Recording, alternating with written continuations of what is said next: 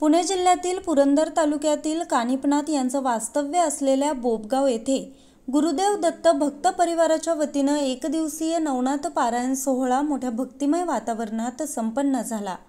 या सोहळ्याचं आयोजन गुरुवर्य अविनाश दादा बडगुजर यांच्या मार्गदर्शनाखाली गुरुदेव दत्त भक्त परिवारातील ॲडमिन यांनी परिश्रम घेतले आणि कानिपनाथ संस्थान यांनी सहकार्य केलं। सकाळी या पारायणाला सुरुवात झाली आणि दिवसभरामध्ये विविध धार्मिक कार्यक्रम संपन्न झाले। दुपारी 12:11 महाप्रसादाचं आयोजन करण्यात आलं होतं। संध्याकाळी गुरुवर्य अविनाश दादा बडगुजर यांनी उपस्थित भाविकांना अमृततुल्य मार्गदर्शन केलं।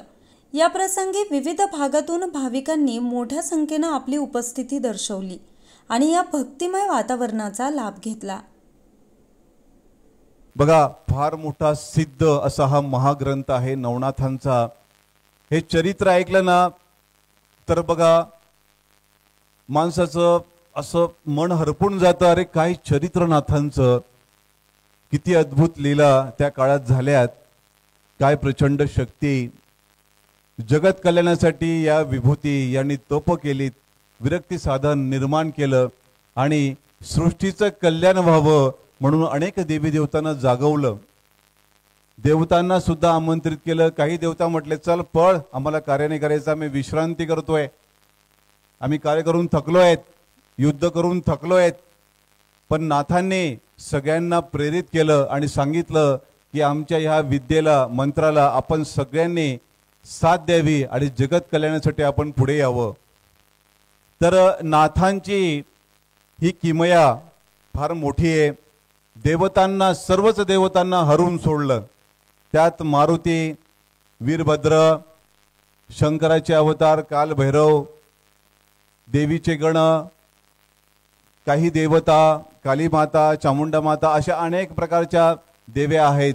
त्यांच्याशी युद्ध खेळलं, भूताप्रेतांशी युद्ध खेळलं, सगळ्यांना युद्धामध्ये हरवलं आणि सगळ्यांना सांगितलं की जिथं जिथं आमचे शाबरी मंत्र असतील, तुमचं नाव घेता क्षणी तुम्ही तात्काळ आमच्या भक्तांचं काम करायचं, असं म्हणून देवतांना आव्हान करून सर्व देवता काबीज केल्या आणि जगत कल्याणासाठी त्या शक्तीचा उपयोग केला।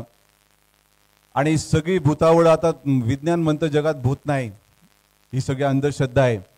आता हे डोळस ज्ञान आहे, यासाठी तू उतरावं लागलं अध्यात्मामध्ये। अध्यात्म काही सिद्धता करण्यासाठी नाही, अध्यात्म अनुभव घेण्याचं ज्ञान आहे।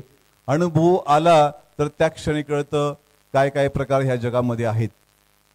तर सर्व भूतावळी वेताळासहित त्यांच्याशी युद्ध करून सगळ्यांना पराजित केलं आणि नाथांनी त्यांना दम दिला की आमच्या भक्तांना जर तुम्ही त्रास दिला तर याद राखा, मी एकालाही सोडणार नाही। म्हणून ज्या ठिकाणी नवनाथ पारायण होतं त्या ठिकाणी भूत, प्रेत, आणखी इतरत्र काही भूतांचे खूप प्रकार आहेत, ब्रह्मसंबंध, संबंध, पिशाच, प्रेतात्मा, असे अनेक प्रकारचे जे काही आहेत ते सगळे तात्काळ नाथांचं पारायण चालू झालं रे झालं, सेवा चालू झालेत, उमळतात, त्यांना त्रास होतो। आणि काही कालांतराने काही ऋण, काही शाप, तळतळाट असतो त्या जीवांचा, किंवा त्या माध्यमातून गेल्या जन्मात काही चुकीची कामं आपल्याकडनं घडलेले असतात, त्या जीवाचा संसार उद्ध्वस्त झालेला असतो, तुमच्यामुळे काहीतरी काही क्रिया झालेल्या असतात, त्यांनी आत्महत्या केलेली असते आणि आत्महत्येचं कारण तुम्ही असतात, म्हणून ते ह्या जन्मात येऊन तुम्हाला त्रास देण्याचं काम करतात आणि प्रचंड वेदना देतात। मानसिक रुग्ण होतो व्यक्ती लगेच, भूतबाधा, प्रेतबाधा, सरळ डोक्यावरती इफेक्ट होतो, शरीरावरती होतो, अनेक प्रकारच्या नकारात्मक ऊर्जा। मेंटल हॉस्पिटलला जर गेलात ना तुम्ही तर 90% सगळे वाईट शक्तीचे परिणाम शरीरावर झालेले असतात। 10% काही मानसिक रुग्ण असतात, ते डॉक्टरांना कळत नाही, डॉक्टर बस दिलं की शॉट देऊन देऊन देऊन त्याला बधीर करतात, पण त्यात जे काही विष आहे ते बाहेर काढण्याची कला ही अध्यात्मामध्ये असते। आणि हे पारायण करून, नाथांचे पारायण अतिशय रामबाण औषध। अशा व्यक्तींसाठी संकल्पयुक्त घरातच नाथांचं पारायण जर केलं तात्काळ परिणाम होतो आणि जे काही वाईट शक्ती आहे ती तात्काळ निवारण होते। असं आमच्याकडे ऑनलाईनच्या माध्यमातून आम्ही घरात बसून ऑनलाईन सेवा करून कितीतरी वाईट शक्ती या घराच्या बाहेर काढल्या। तुमच्या घरातच गाणगापूर केलंय, गेल्या 2 वर्षापासून अभूतपूर्व अनुभव सेवेकरांना आलेत। आणि ते प्रेतात्मा भूतात्मा जे काय असेल वाईट शक्ती ती समोर येऊन बोलते, कोण आहे अविनाश दादा हा, आता आम्हाला वरून आदेश झाला, तात्काळ घर सोडावं लागेल. ही शक्ती साधी शक्तीने नसून महाशक्ती आहे. गेले 30-40 वर्ष त्या वाईट शक्ती यांचा प्रभाव तुमच्या कुटुंबावरती होता, पितरांचा वाईट शक्ती यांचा प्रभाव तुमच्या कुटुंबावरती होता आणि सतत ते कुटुंब त्या शक्तीच्या अधिपत्याखाली खूप काही तुमचं बरं वाईट झालेलं आहे. प्रचंड दुःख वेदना दिल्या गेल्या आहेत आणि त्याच्यामुळे तुम्हाला कार्यकारण भाव कळलाच नाही कशामुळे होतं काय होतं. पण या शक्तीशी तुम्ही कनेक्ट झालात आणि तात्काळ त्याने त्यांच्या जागा सोडल्यात. यापेक्षा मोठे उदाहरण आहे विश्वास सध्या तरी कुठे नाही. बघा, आम्हाला काही कुठल्या गोष्टीचा व्यवसाय करायचा नाही, पण ज्या ठिकाणी ही दत्त शक्ती असेल त्या ठिकाणी हे कुठल्याही वाईट शक्तीचा खेळ चालत नाही. तुम्ही फक्त एकनिष्ठ राहा, सेवे साधनेत राहा. रोज का असेना कुठे ना कुठे आपण सकाळच्या सेवेची संध्याकाळच्या सेवेची साधना करत चला. ही जी आज सेवा झाली, आजची सेवा कशी झाली सांगा बरं. खूप चॅलेंजेस होते. किती भयंकर पाऊस 2-3 दिवस झाला, पूर्ण महाराष्ट्र अलर्ट होता. अचानक सेवेकरी म्हणत होते की अशा वेळेस कसं काय कार्यक्रम दादांनी घेतला आणि कार्यक्रम होईल का. मुंबई तर भरलेली होती, काल ट्रेन बंद होत्या, चौफेर महाराष्ट्रात पूर चाललेला होता आणि कालपर्यंत आपण निघावं का निघावं नाही असे प्रश्न चाललेले होते. पण ऑनलाईन सेवेत आमच्या ॲडमिनने सकाळी 11 वेळेस सद्गुरु चालिसा घेतली आणि आव्हान केलं. सद्गुरु चालिसा घेतल्या क्षणी प्रत्येक भागामध्ये ऊन पडले, पाऊस थांबला. सद्गुरु चालिसा फार किमया बरं इच्छा. पंचमहाभूत वगैरे या शक्तीच्या अधीन आहेत.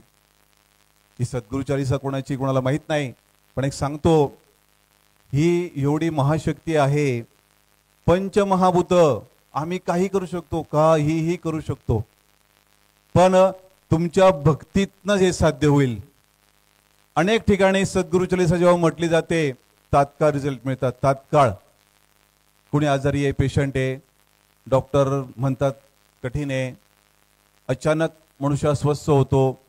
ही सद्गुरु चालिसा जर आपण स्वामींच्या मूर्तीवरती अभिषेक करून जर म्हटलं किंवा महादेवाच्या पिंडीवरती अभिषेक करून म्हटलं, बाळकृष्णाच्या मूर्तीवर अभिषेक करून म्हटलं, सगळ्या ठिकाणी चालेल.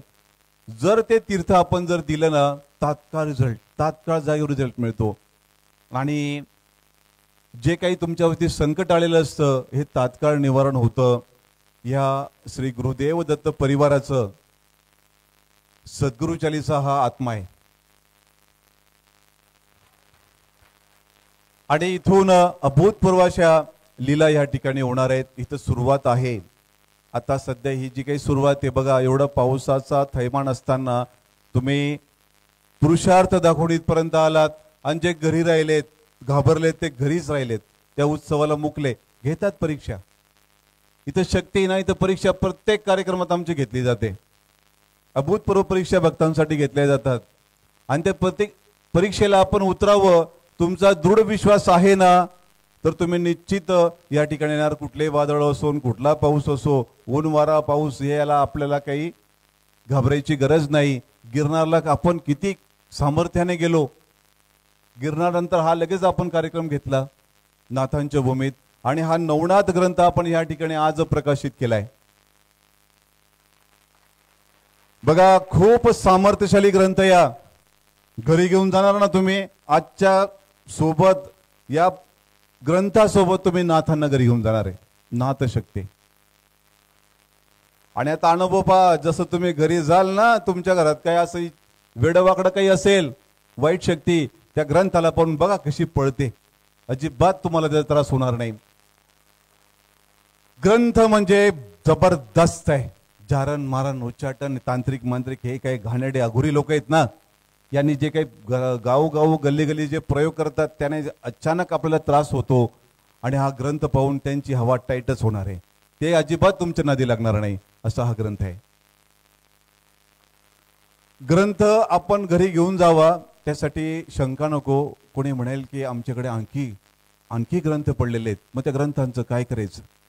बघा, हा ओजस्वी ग्रंथ आहे, जबरदस्त अनुभव देणारा ग्रंथ आहे, हा फार मोठा महाप्रसाद आहे. इतर ग्रंथांबद्दल मला बोलायचं नाही, पण आपल्या श्री गुरुदेव दत्त परिवारातला ग्रंथ हा शुद्धीकरण करून अतिशय व्यवस्थित पद्धतीने त्या कथेचं चिंतन करून ते ग्रंथ तुम्हाला ज्याच्या ओवी आम्ही कमी करून दिलेल्या आहेत ते शुद्धीकरण करून दिले आहेत, जेणेकरून आता जर आपण मूळ ग्रंथ वाचला असतं तर 15 तास लागले असते वाचायला. शक्य होतं काय? हे कोणासाठी आम्ही केलं? त्यासाठी मी 8 दिवस रात्रंदिवस करून तो ग्रंथ निर्माण केला. तसंच भागवत देखील निर्माण केलं. काय पंढरपूरला लीला झाल्या भागवताच्या, तसं गुरुचरित्र ग्रंथ निर्माण केला. कुणासाठी, कशासाठी? आम्हाला कोणीतरी डिवसलं आणि आम्ही पुढे आलो आणि स्वतःचे ग्रंथ निर्माण केले. हे कोणासाठी आहे? हे सगळं स्वामी करून घेत आहेत. विश्वात उद्या उठून आपलेच ग्रंथ चालणार आहेत. अनुभव घ्यायचा तर घ्यावा, सगळ्यांनी घ्यावा. जे चांगले लोक त्यांनी घ्यावा, ज्यांना आमच्याबद्दल द्वेष आहे त्यांनी अनुभव घ्यावा. आमच्या एक ग्रंथाचं पारायण करता क्षणी लोकांची कामं होणार आहे. 3 पण करायची गरज नाही. जेवढा महाप्रसाद प्रभूंनी दिलेला आहे आपल्याला, हा मूळ दत्ताचा मार्ग आहे. कोणाचा मार्ग आहे? मूळ दत्त. इथं काय विराजमान आहे? मूळ दत्त शक्ती विराजमान आहे. एकमुखी दत्त, 3मुखी दत्त, ग्रामदेवता आणि सगळे दत्त अवतार या जगत कल्याणासाठी हे ऑनलाईनच्या माध्यमातून नवीन क्षेत्र निवडले. काय झाले? ऑनलाईन सगळं ते मोबाईलमुळे सत्यानाशच झालाय. पण एकमेव असा हा श्री गुरुदेव दत्त परिवार आहे, मोबाईलमुळे तुमचा फायदाच फायदा झालाय, आहे का नाही? आमच्या मिटिंगला जॉईन झालात, मोबाईल असतात बरेचसे विक्री, आता काय करतात माहिती का? डायरेक्ट टीव्हीवर चालू करून देतात सेवा मीटिंग वगैरे LED वरती. घरामध्ये एवढं प्रशस्त वाटतं. अहो, वास्तुशांती का नवचंडी यज्ञ करायची गरज नाही तुमच्या घरामध्ये. जर तुम्ही अशा मीटिंग जर सकाळ संध्याकाळ बुधवार शनिवार जर ऐकल्यात ना, प्रचंड मानसिकता खराब झालेली असते. काही वेळेस घरात कलह झालेला असतो. अचानक जीव म्हणतो की मला आता काही बस, सगळं असताना देखील आत्महत्या करण्याचा प्रयत्न करतो. मानसिकता खराब होते. अशा वेळेस जर आमच्या मीटिंग ऐकल्यात ना, नवीन जीवन मिळतं.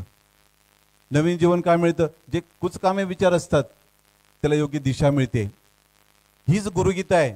अर्जुनाला देखील कठीण काळातच भगवंताने काय सांगितलंय? गीता सांगितले. तशी घरोघरी मीटिंगच्या माध्यमातून नव चैतन्य आजच्या वर्गाला, पुरुष वर्गाला, स्त्री वर्गाला मिळते. आणि जीवन कसं जगावं, कशा पद्धतीने जीवन जगावं याची प्रेरणा मिळते. म्हणून ह्या मार्गदर्शन मीटिंग तुमचा स्वतःचा असा अट्टहास असला पाहिजे. बुधवार 9 वाजले ना सगळे कामं बंद. 9 ते 10, 11, 12 तुम्ही त्या मीटिंगमध्ये तन्मयतेने, एकाग्रतेने जर ते ऐकल्या तर तुमचं चिंतन वाढेल. आणि तुमचं चिंतन वाढलं, तुमच्या अंतरात्म्यातच परमेश्वर आहे. कुठेतरी शोधबोध करण्याचं तुम्हाला तो एक दिशा मिळेल. आणि ही दिशा मिळणं फार गरजेचं आहे. आतापर्यंत कमी अवतार झालेत का? आपल्या 50 किलोमीटरच्या आसपास भूमीमध्ये प्रत्येक ठिकाणी अवतार, मोठ्या मोठ्या अवताराने समाध्या घेतल्या आहेत. ही योग्यांची भूमी, संतांची भूमी, ही देवाधिकांची भूमी आहे. इथे योगच सिद्ध झालेला आहे. आणि तो योग सिद्ध होण्यासाठी परमेश्वराने अनेक मार्ग निर्माण केले. अल्लाह हिमालयातच निर्माण झालेत. ख्रिश्चन येशू हिमालयातूनच निर्माण झालेत. विश्वातले सारी धर्म आपल्या ह्या सनातन संस्कृतीत निर्माण होतात. कारण आपण त्या ज्ञानाचे मालक आहोत, अंश आहोत, वंशज आहोत किंवा वारसदार आहोत. आणि आपण जर त्या ज्ञानापासून मुकलो तर मानव जन्म परमेश्वराने दिला तो असाच पशुतुल्य जाईल. आजच्या स्थितीला आपल्याला हे नवचैतन्य एक योग्य मार्गदर्शन मुळे मिळतं. आणि हे मार्गदर्शन आयुष्याचा एक भाग बनवा. बघा, भगिनी वर्ग, पुरुष वर्ग, आताचा सध्याचं युग खूप चॅलेंजेस आहेत. प्रपंच आहे, प्रपंचातल्या अनेक प्रकारच्या गरजा आहेत. आणि या गरजा निभवता आपल्याकडनं कळत नकळत, ज्ञात अज्ञात भरपूर चुका होतात की नाही? सगळ्यांना मान्य आहे, होतात. मग ह्या चुका, याचं परिशीलन आपण केलं पाहिजे. आपण लोभात पडलं नाही पाहिजे, आपण द्वेषात पडलं नाही पाहिजे, क्रोध आपल्याला कमी आला पाहिजे. या सर्व बाबींचा विचार करता आजच्या स्थितीला खूप गरज आहे गीतेच्या ज्ञानाची. जर याच्यापासून आपण मुकलो तर फार वाईट स्थितीला आपण जाणार. आणि हा श्री गुरुदेव दत्त परिवार तुम्हाला वारंवार हे गीतेचंच तत्वज्ञान देतोय. मूळ परब्रह्म, मूळ कृष्ण, मूळ ज्ञान देण्याचा आमचा अट्टहास आहे. इथूनच परमशांती मिळणार आहे, बाकी कुठूनच परमशांती मिळणार नाही. गीता ही गुरु गीताच आहे. अनेक अवतार त्या गीतेच्या मार्गावर चालूनच श्रेष्ठ झालेत. ही ब्रह्मज्ञानाची संस्था आहे गीता म्हणजे. अफाट असं हे ब्रह्म ज्ञान आहे, आत्मतत्वाचं ज्ञान आहे. आणि हे फक्त पुरुष किंवा मानवालाच मिळू शकतं, इतरत्र कोणाला मिळू शकत नाही. 84 लक्ष एवढे हे ज्ञान मिळू शकत नाही. आणि ते ज्ञान मिळवण्यासाठी परमेश्वराने तुम्हाला मानवी जन्म दिला आहे. आणि हा मानवी जन्म उगाच प्रपंचात व्यर्थ पुरुषार्थामध्ये खर्च करू नका. नंतरचा काळ आपण म्हणतो जन्माआधी काय आणि मेल्यानंतर काय, मृत्यूनंतर काय, हेच तर जाणणं गीतेचं ज्ञान आहे. जन्माचा आधी काय असतं आणि मृत्यूनंतर काय असतं कोणाला माहिती. बघा अवस्था किती कठीण आहे. 9 महिने जेव्हा गर्भात ते बाळ असतं, आपण सगळे गर्भातूनच आलो ना, ते किती यातना असतात. 5 वर्षापर्यंत त्याला किती सांभाळावं लागतं, जपवावं लागतं. त्यानंतर मग ते 5 ते 15 वर्षापर्यंत त्याची अवस्था काय असते, 15 ते 30 वर्षानंतर अवस्था काय असते, 30 नंतर 50 वर्षापर्यंत अवस्था काय असते, 50 ते 70 मध्ये अवस्था काय असते.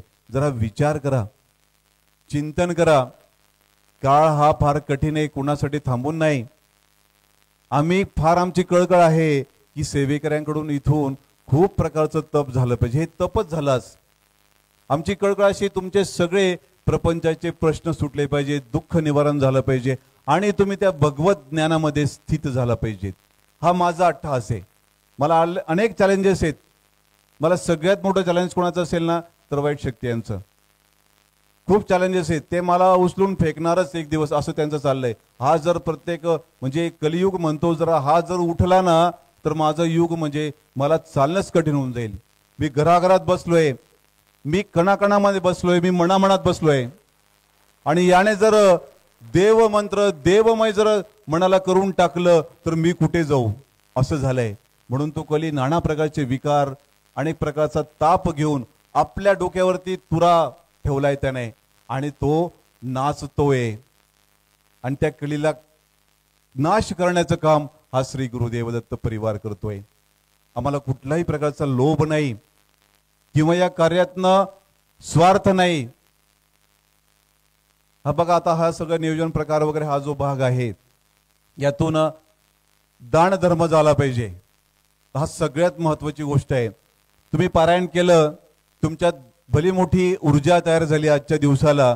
ती ऊर्जा तयार झाल्यानंतर काय झालं, तुमच्यात जे काही नकारात्मक ऊर्जा होत्या, काही वाईट ग्रह किंवा इतरत्र वाईट शक्ती, त्या आज बाहेर यातून निघाल्या तुमच्या शरीरातून आणि त्या तुमच्या औऱ्याला म्हणजे तुमच्या ह्या शरीराभोवतीच फिरणार आहेत.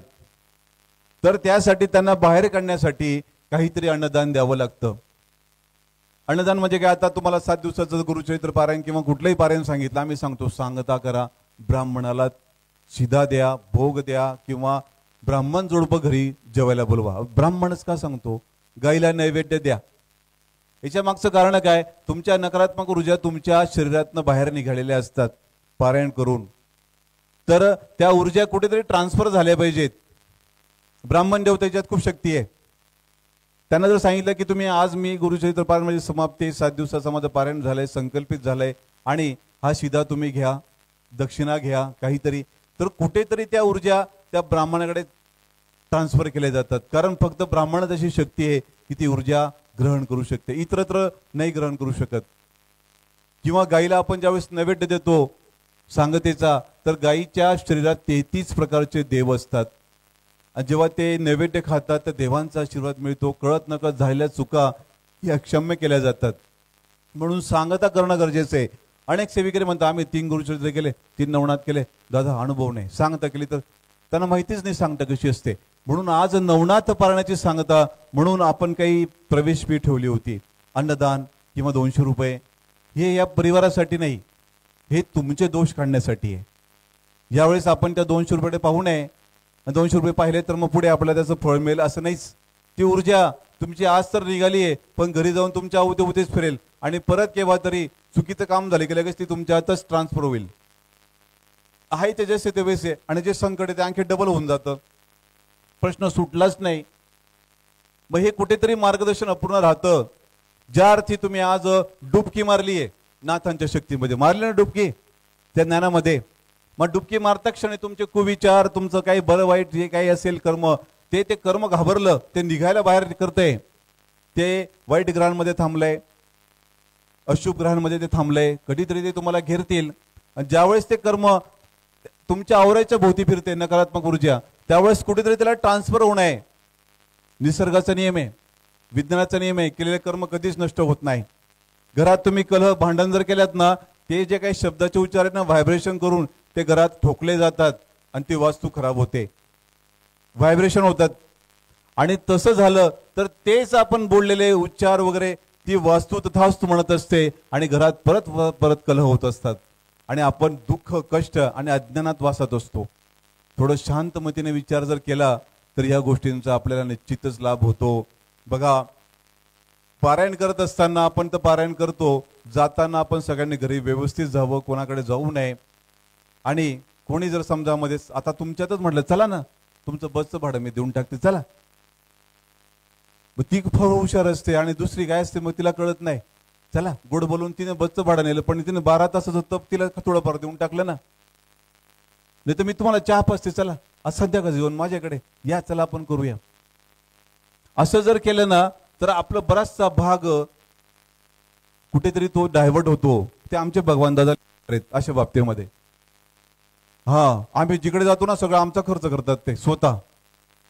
आणि या कार्याचा बराचसा भाग त्यांना कळत नकळत अमाप मिळून जातं, त्यांना कळत पण नाही.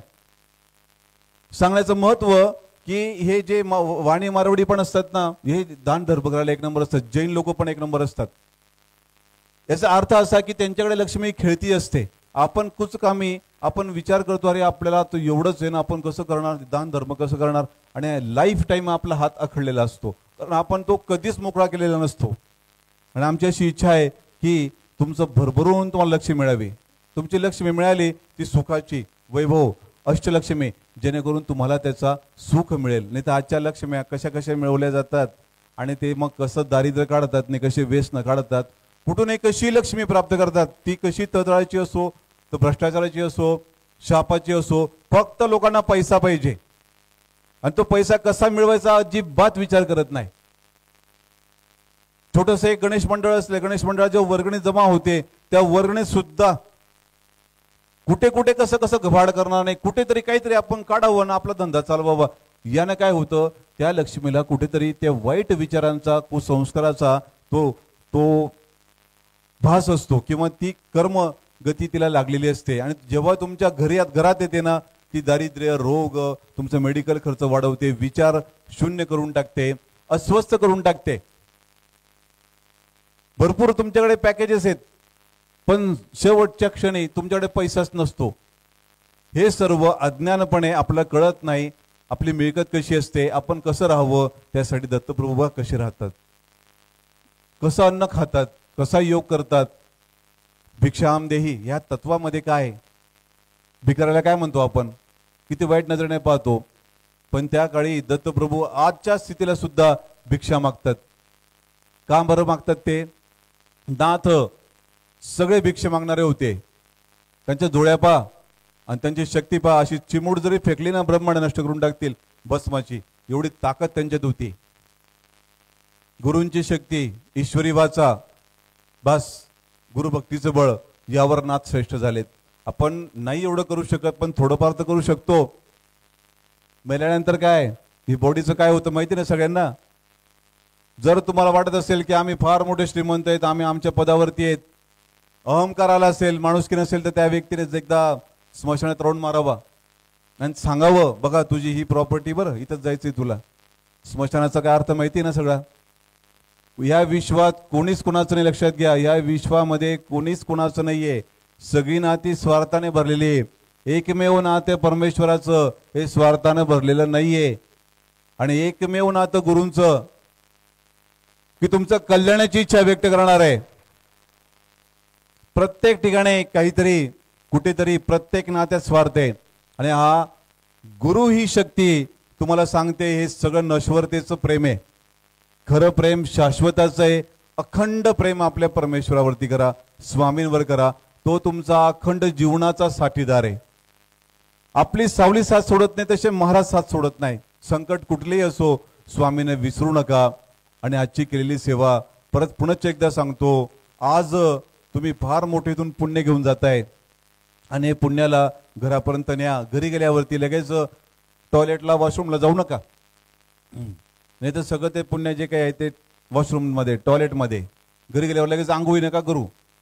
काय करणार, आधी आपल्या देवाला नमस्कार करा, आपल्या घरात 4 पावलं सगळ्या ठिकाणी फिरा, कारण तुमचा देह हा पुण्याचा आहे. 4-5 पावलं फिरल्यानंतर काय होतं, नकारात्मक घरातल्या ऊर्जा निघून जातात. तुमचा व्यवसाय असेल, जा दुकानामध्ये थोडा राऊंड मारा. लक्ष्मी तुमच्या सोबत आहे. आजच्या दिवसाला नाथांसोबत असते. दुकानामध्ये राऊंड मारा. शेती असेल, शेतीला एक फेरफटका मारून या जरा, त्याचा तुम्हाला खूप फायदा होणार आहे. आजच्या दिवसाला आंघोळ करण्याच्या आधी किंवा टॉयलेट वॉशरूमला जाण्याच्या आधी असं कामं करा की जेणेकरून तुमच्या आर्थिक स्रोत वाढला पाहिजे. घरातल्या, शेतीच्या किंवा व्यवसायाच्या नकारात्मक ऊर्जा निघून गेल्या पाहिजे. नाही तर जाल कोणाच्या घरी, लगेच मग कोणाच्या घरी, बाई तुझं काय चाललंय, दे बरं ग्लास भर पाणी. मग ती ग्लास दिला तुम्हाला, समजायचं ती किती भाग्यवान, घर बसल्या बसल्या तुमचं बरंच पुण्य तिला मिळालं. असले कामं करू नका. पहिले घर टिपा, कुठे जाऊ नका आणि घरातली ऊर्जा तुमची वाढवा. चालेल, अधिक वेळ घेत नाही, तुमचा वेळ घेत नाही. आता सगळ्यांना इथून आपल्याला प्रवासाला निघायचं आहे. बघा, फार मोठ्या इच्छाशक्तीने तुम्ही इथपर्यंत आलात. पाऊस होता, पूर होते, पाऊस थांबलाच नाही आणि त्या माध्यमातून तुम्ही अजिबात कशाला घाबरला नाही. तुमचा पुरुषार्थ उत्तम, भक्ती उत्तम, म्हणून अतिशय सुंदर असं हे पारायण झालंय ना. आणि एकदा स्वतःसाठी जोरात टाळ्या टिपा.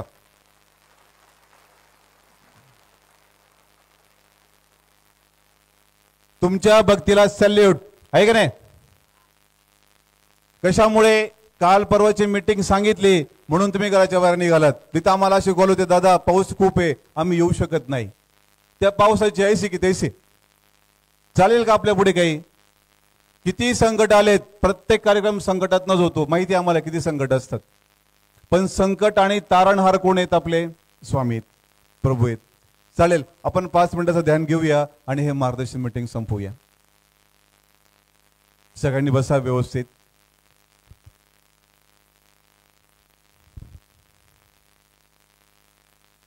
ध्यानमूलम गुरुमूर्ती, पूजामूलम गुरुपदम, मंत्रमूलम गुरुर्वाक्यम, मोक्षमूलम गुरुकृपा.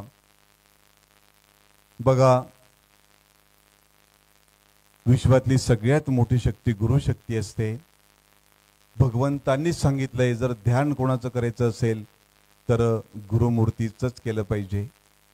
जर पूजा कुठली करायची असेल तर गुरुपादुकांचीच पूजा केली पाहिजे. आणि गुरूंचं वाक्य जर मंत्र स्वरूप आपण रेटलं तर मोक्षमूलम गुरुकृपा होते. परत एकदा सांगतो, दगडाचा देव आपण चटकन मानतो, हो, तीर्थ आपण चटकन मानतो, कारण आपल्याला देव कळत नाही. पण एखादा देहधारी गुरु करणं मानसिक आपण अजिबात मानत नाही. एवढे सगळे संप्रदाय, ग्रंथ वगैरे सगळे, त्यात वेदांनी सुद्धा गुरूंना वारंवार नमन केलंय. रामकृष्णासारखे अवतार जेव्हा आले त्यांनी सुद्धा गुरूंना नमन केलंय, गुरूंचा आदेश पाळलाय आणि त्यांचा मोठेपणा त्यांनी कधी मिरवला नाही. त्यातलं एक छोटंसं उदाहरण सांगतो. दुर्वास मुनी माहिती सगळ्यांना? बघा, ते दुर्वास नाव काढता क्षणी गडबड होते सगळे, कारण ते क्रोधिष्ठ मुनी आणि तात्काळ शाप देणारे. असंच काही शिष्यांसोबत दुर्वास मुनी वनात चालले होते. रस्त्यावरती द्वारका लागले. शिष्याने सांगितलं की गुरुदेवा, जवळच द्वारका आहे, इथं आपण जाऊन कृष्णाला भेटायचं का? तर दुर्वास मुनी बोलले की ठीक आहे, आपण कृष्णांना सांगावं आम्ही इथं आलेलो आहोत आणि आपण आमचा सन्मान करण्यासाठी यावं, असं म्हणून दुर्वास मुनींनी शिष्याला सांगितलं. तो शिष्य भगवान कृष्णांकडे गेला द्वारकेला आणि ज्यावेळेस दुर्वास मुनींचा दूत म्हणून साधू आलेले आहेत असं ज्यावेळेस कृष्णाला माहिती पडलं, ताबडतोब कृष्णाने त्यांना आतमध्ये घेतलं आणि विचार चौकशी केली, काय काम आहे. मग त्यांनी सांगितले की दुर्वास मुनी आता वनात तुमच्या द्वारकेतनंच चाललेत, तर त्यांची अशी इच्छा आहे की आपण त्यांना दर्शन द्यावं. हा शब्द म्हटल्याबरोबर जी अवस्था होती कृष्णाची, त्या अवस्थेतून कृष्ण तसाच बाहेर निघाला. मग त्याने चपला, त्या काळचे वाहन काय असेल ते घेतलंच नाही आणि त्या साधू समवेत पळतच गेला वनात दुर्वास मुनींना भेटायला. बघा, कृष्ण तो सगळ्यांचा बाप, तो कशी कोणाला आवरला जाणार नाहीये. त्याची एवढी शक्ती अफाट आहे, तो कोणाचाच त्याला सेवा करायची गरज नाहीये. पण का थोडा नम्र झाला गुरूंजवळ आणि आल्याबरोबर लगेच गुरूंना वंदना केली आणि म्हणाले, गुरुवर किती आजचा दिवस किती छान की तुमचं दुर्वास मुनी दर्शन घडलं. दुर्वास म्हणाले, काय कसं कृष्णा कसं चाललंय? ते बोलले, खूप छान चाललंय, आपल्या आशीर्वादाने आपण द्वारकेत यावं अशी माझी इच्छा आहे. दुर्वास मुनी म्हणाले, नको रे बाबा, मला तसा एवढा वेळ नाही. तुझं दर्शन झालं, तुझं दर्शन तर अनेकांना होत नाही, पण माझं भाग्यात की परमेश्वर आहेस तू, तुझं दर्शन झालं म्हणून. कृष्णाने सांगितलं, असं नाही चालणार गुरुदेव, तुम्ही इथपर्यंत आलात आणि द्वारकेला आला नाही म्हणजे मी कुठे फार काही माझ्याकडनं चूक झाली असेल. खूप हट्ट केला. त्या हट्टाला त्यावेळेस कुठेतरी दुर्वास मुनी म्हणाले, ठीक आहे, काही हरकत नाही, जा एखादा रथ माझ्यासाठी घेऊन या, पण तो बिना घोड्याचा असला पाहिजे. कृष्णाने म्हटलं, हरकत नाही. कृष्णाने लगेच रथ उभा केला आणि त्या दुर्वास मुनीने सांगितलं की हा रथ बिना घोड्याचा असला पाहिजे आणि तू आणि रुक्मिणी म्हणजे कृष्ण आणि रुक्मिणीने या रथातनं मला घोड्याच्या जागी तुम्ही झोपले पाहिजेत आणि मला त्या तुझ्या राज्यापर्यंत ने. कृष्णाने अतिशय आनंदाने म्हटलं, अतिशय उत्तम, फार मोठी सेवा. जाताना त्याने सांगितलं की मी रुक्मिणीला निरोप देतो आणि तिला सोबत घेऊन येतो. रुक्मिणीला परत दरबारात कृष्ण गेले आणि सांगितलं की दुर्वास मुनी आलेले आहेत आणि त्यांचा अशी इच्छा आहे की घोडे लावायचे नाही रथाला, रथ तू आणि मी असं मिळून तो आपण होडायचा आणि राज्यापर्यंत आणायचा. रुक्मिणी म्हणाली की भगवंत, आम्ही तुमची दासी, तुम्ही सांगाल ते मी करेन, फक्त तुमचा आदेश असायला पाहिजे. त्यात किरकिर कुरकुर करत नाहीत जे खरे असतात ते. त्या क्षणी कृष्ण आणि रुक्मिणी त्या ठिकाणी कृष्णाने विचार केला की जो आदेश आहे आपण पाळला पाहिजे. तेवढ्यात दुर्वास मुनींना रथावरती बसवण्यात आलं. दुर्वास मुनींनी सगळ्या शिष्यांना सांगितलं, चला रे तुम्ही सगळे रथात बसा. आता रुक्मिणीने कृष्णाकडे पाहिलं. कृष्णाने मनाशीच विचार केला, सगळ्यांना बसू द्या. अरे गुरु असे कधी कोणावरती भार टाकतात का? गुरु शक्ती फार विशाल असते, ही काहीतरी परीक्षा घेत आहेत. म्हणून कृष्णाने हळूच कणीस मंद मंद स्मित हास्य केले रुक्मिणीला, काळजी नको गुरु, मी आहे ना, सगळ्या साधूंना बसू दे. आणि दोघींनी मिळून खांदा लावला. बघा, द्वारकेपर्यंत आले, पण तो अगदी हलका रथ त्यांना लागला का फक्त परीक्षा घ्यायची होती आणि त्या परीक्षेचं फळ म्हणून ते बघा किती सुंदर ते श्रद्धा होती भगवंताची. आणि ज्यावेळेस ते आले, त्यांचा यथोचित मान सन्मान दुर्वास मुनींचा साधूंसह केला. त्यांचं पाद्यपूजन केलं भगवंताने आणि त्यांच्यासाठी 56 भोग तयार केले आणि 56 भोग तयार करून त्या दुर्वास मुनींना दिला की भगवंता, गुरुदेवा घ्या, हा 56 भोगचा प्रसाद तुम्ही ग्रहण करा.